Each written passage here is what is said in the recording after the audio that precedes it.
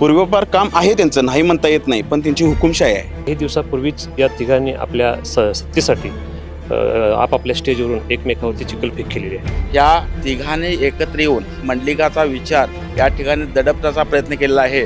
जर 70-80 लाख रुपये खर्च करून जर शासनाचा हॉल जर तुम्ही काढून घेऊ शकताय, तर तुम्ही जनतेला तुम्ही काय न्याय देऊ शकता? ते स्वतः त्या नदीतून चालत जाऊन वाळूतून त्यांनी ज्या ज्या ठिकाणी आवश्यक आहे अशा ठिकाणी त्यांनी ते बंधारे बांधलेले आहेत. सेनापती कापशी या गावामध्ये जिल्हा परिषद पंचायत समितीच्या निवडणुका आहे. राजकीय चित्र काय आहे? नवीन चेहऱ्याला संधी मिळाली आहे. साहजिकच नवीन चेहरा हा नवीन चेहरा नाही, तो गावाच्या विकासामध्ये त्यांचं पहिल्यापासून योगदान आहे. अगदी कोरोनापासून त्यांनी या कापशी आणि भागासाठी चिखोदरा खोऱ्यासाठी त्यांचं योगदान आहे. त्याचबरोबर पेन्शन, लोकांचे पेन्शन करणं किंवा अडचणीसाठी धावून जाणारी ती व्यक्ती आहे. आणि त्यामुळंच त्याचा सारासार विचार गावानं करून या कापशीतून त्यांना उमेदवारी घोषित झालेला आहे. आणि येत्या काळात ती पेलून येतील, कारण जी व्यक्ती कामाची आहे ती व्यक्ती कधीच मागं पडणार नाही. आणि राहिला विषय नवीनचा, जे जुने आहेत ते जुन्यांचं लोकांना लोकमत माहिती आहे की त्यांनी निवडून आल्यानंतर त्यांची जी हुकुमशाही चालू आहे, त्या हुकुमशाहीतूनच त्यांनी परवा जे आपलं जे सरसेनाप संताजी घोरपडेंचा जो हॉल बांधलेला आहे ज्या स्मारकमध्ये, तो त्यांनी हॉल पण काढून घेतलेला आहे. आणि त्यामध्ये त्यांनी बोगस सरपंचांचं नोटरी वगैरे बोगस करून तो त्यांनी हॉल काढून घेतलेला आहे. मग आता तुम्ही सांगितलेलं आहे की बाकीचे जे पाठीमागचे लोक होते त्यांनी फार काही काम केलेलं नाही आहे. मग याच्यावरती काय वाटतं तुम्हाला? एक सामान्य नागरिक म्हणून कुठल्या गोष्टी पाहिजेत तुम्हाला? तसं बघायला गेलं तर त्यांनी जी काही कामं केली आहेत ती कामं जी झेडपीच्या अंतर्गत आहेत जी करायला पाहिजेत ती जास्त करून त्यांनी साहेबांचे कामं जास्त करून लोकांना सांगतात. बाकीची गाव लेवलला जी 15 विभाग असेल किंवा इतर जे 25-15ची कामं असतील ती यामध्ये त्यांनी धरतच नाहीत. दुसरी गोष्ट, ज्या वेळा 2017 ते 22 या काळामध्ये आम्ही पण ते सदस्य म्हणून होतो, त्या दरम्यान पण त्यांनी या गावासाठी कुठल्याही प्रकारचा निधी दिला नाही. ग्रामविकास मंत्री साहेब होते तरी पण या कापशासाठी त्यांनी विशेष करून कुठल्याही प्रकारचा निधी दिला नाही. का तर या गावामध्ये जर त्या आमच्या सदस्य बॉडीने जरी कामं केलीत तर पुन्हा इथं निवडून येईल. म्हणजे त्यांचा गेल्या 2012 ते 17मध्ये त्यांनी सत्ता असताना त्यांना ज्यांनी करायला पाहिजे होतं ते, परंतु ज्या नंतरच्या काळात 17 ते 22 या काळामध्ये त्यांनी या गावासाठी निधी उपलब्ध करून दिला नाही. का तर पुन्हा दुसऱ्यांनी सत्ता आमची येईल म्हणून. तुम्ही जो उपोषणाचा लढा दिलाय त्याबद्दल काय सांगा? हे उपोषण या चिखोदरा खोऱ्यासाठी होतं. कारण एक म्हणजे सरसेनाप संताजी घोरपडेंचं स्मारक आहे आणि त्या स्मारकाचाच तो भाग होता. आणि त्या भागामध्ये त्यांनी काम पूर्ण होण्याच्या अगोदरच 1 वर्ष अगोदर सरपंचांचा त्यांनी गैरफायदा घेतला. सरपंचांनी ग्रामसेवकडून बोगस नोटरी करून सांगितलं की ती जागा आमची नाही आणि ती वाचनालयाची आहे. मुख्यतः वाचनालय हे 2 वर्षापूर्वीच बंद पडले. त्याच्याकडे आमच्याकडे कागदपत्र आहेत. कारण मी धर्मात आयुक्त ज्यावेळेला माहिती घेतली तर आमच्या निदर्शन झालं की 2023ला त्याची मान्यता रद्द झालेली आहे. असं असताना त्यांनी 2024 जूनमध्ये सरपंच आणि ग्रामसेवक यांच्याकडून नोटरी करून घेतली. आणि त्या नोटरीमध्ये असा उल्लेख करून घेतला की ती जागा आमची नाही आहे. परंतु प्रत्यक्षामध्ये आमच्याकडे मी तिची कागदपत्र काढली तर ती सरकारमध्ये ती जागेची नोंद आहे.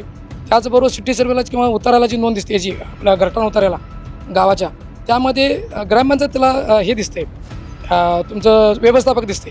असं असताना त्यांनी फक्त राजकीय अड्डा व्हावा किंवा आपल्या ताब्यात राहावं ह्या हेतूने त्यांनी काढून घेण्याचा प्रयत्न केला. आणि त्यासाठी माझ्या दुसरा पर्याय नव्हता. कारण PWD आणि वरिष्ठ अधिकारी आहेत ते कुठेतरी त्यांच्या दबावाखाली त्यांनी ते देण्याचं धाडस केलं आहे. आणि याही पुढं आम्ही त्यासाठी मी उपोषण केलं आणि त्या सध्या तरी ते म्हणजे थांबलेलं आहे, कोणाला देता येत नाही.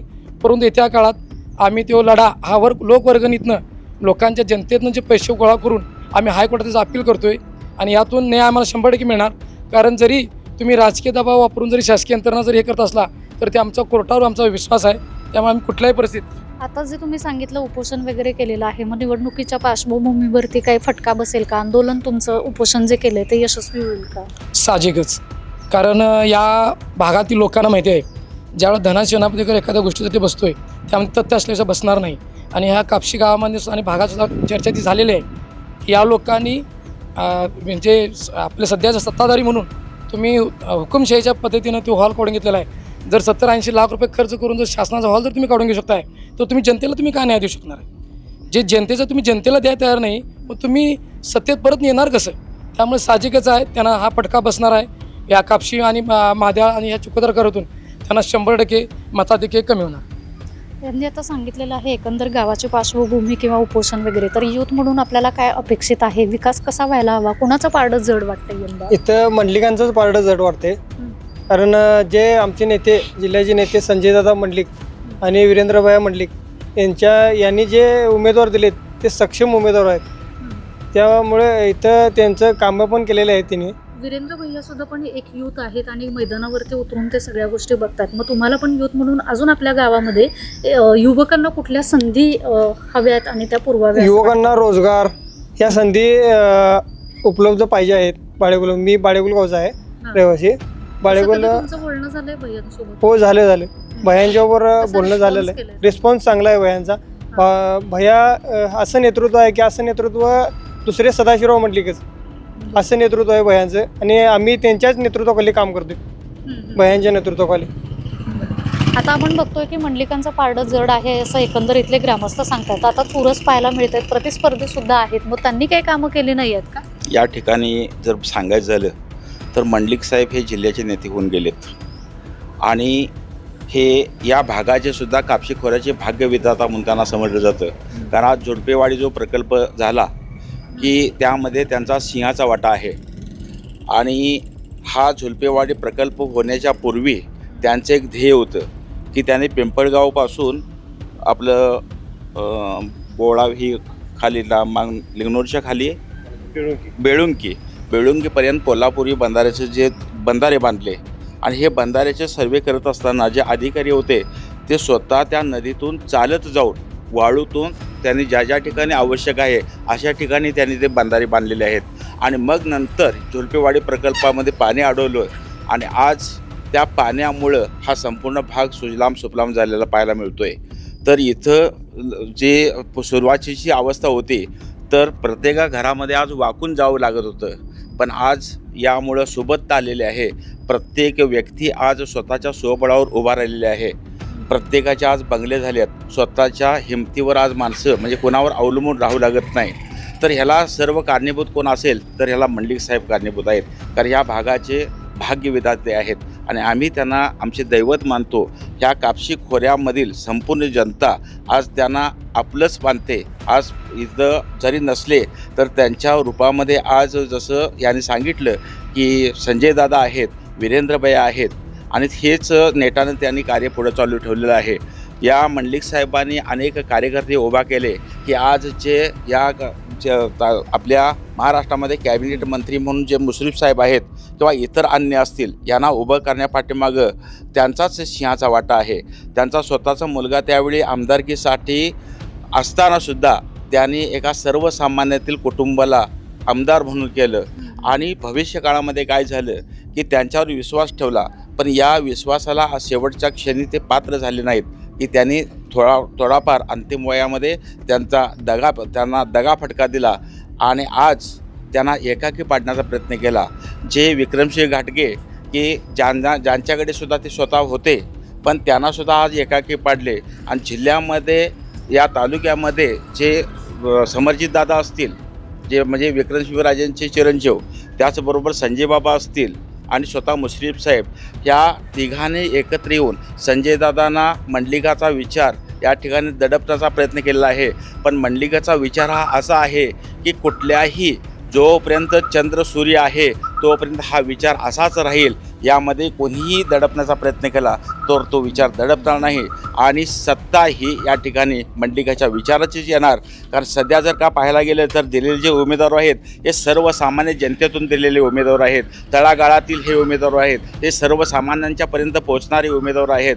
त्यामुळं आज काय जर झालं तर याचं नेतृत्व आज शिंदेसाहेब करत आहेत आणि ज्या शिंदेसाहेबांनी लाडकी बहीण योजना सुरू केली की या ठिकाणी मोठ्या लोकांना 1500 रुपये म्हणजे काही वाटत नसलं तर सर्वसामान्य माणसाला या ठिकाणी 1500 रुपये म्हणजे आज गाडीचं चकार एवढं वाटतं. त्यांचा संपूर्ण महिन्याचा खर्च चालू शकतो आणि म्हणून सत्ता ही शिवसेनेची येणार यात काळ तीळ मात्र सुद्धा शंका नाही. त्यांनी सांगितलेलं आहे की आता मंडलिकांचा जो विचार आहे तर तो या गावामध्ये रुजतोय आणि आता जर एकंदर ना कापशी सेनापती हे जे गाव आहे थोडं हे विकसित झालेलं दिसतंय. मग हे कोणामुळे झालं? हे मंडलिक साहेबांच्या मत विकसित झालेलं आहे.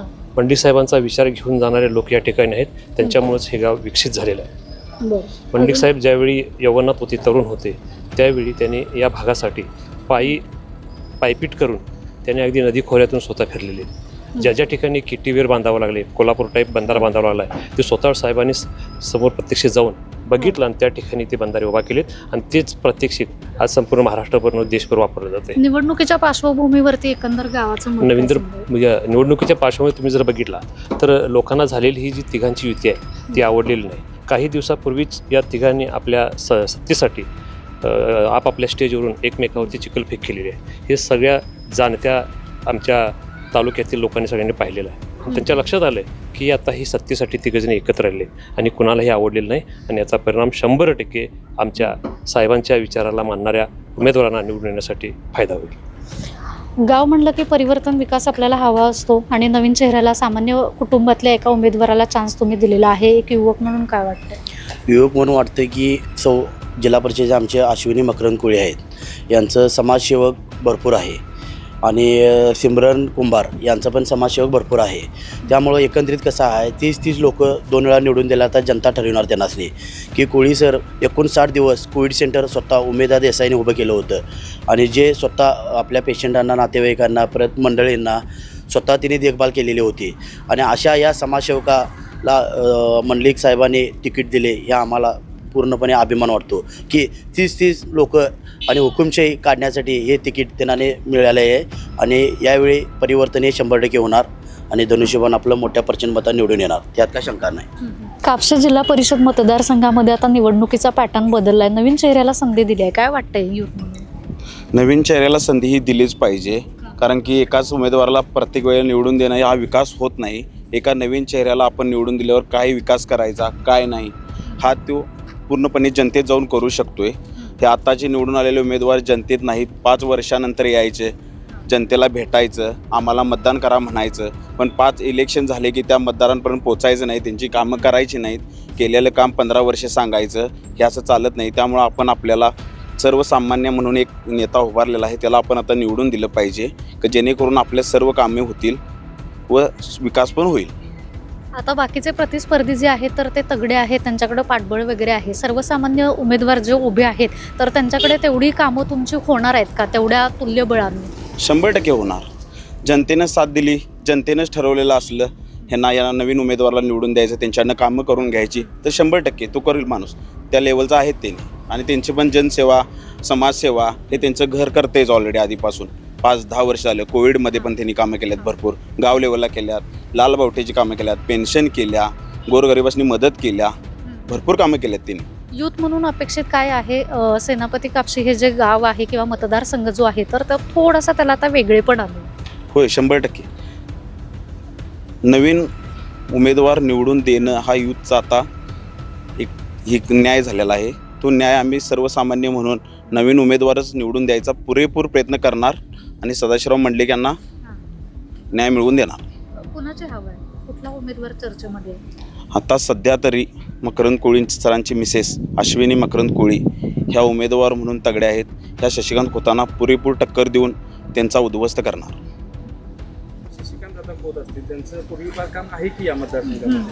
पूर्वपार काम आहे त्यांचं, नाही म्हणता येत नाही, पण त्यांची हुकुमशाही आहे. एखादं काम करायचं, एखाद्या सामान्य माणसाचं त्याला 5 वर्षे रेटायचं, त्याला 5 वर्षे त्याला जाणीव करून द्यायची, त्याच कामाचे मी केले माझ्यासाठी तू यायचं, हे असं चालत नाही. एकदा काम केलं की विसरून जायचं. तो माणूस लक्षात ठेवतोय त्यानं माझं काम केलेलं आहे, ही हुकुमशाही आम्हाला मोडून काढायची आहे. तर यांनी सांगितलेलं आहे की परिवर्तन हे गावाला अपेक्षित आहे, त्यामुळं परिवर्तनाची लाट या सेनापती कापशी जिल्हा परिषद मतदारसंघामध्ये आपल्याला येताना दिसते आहे.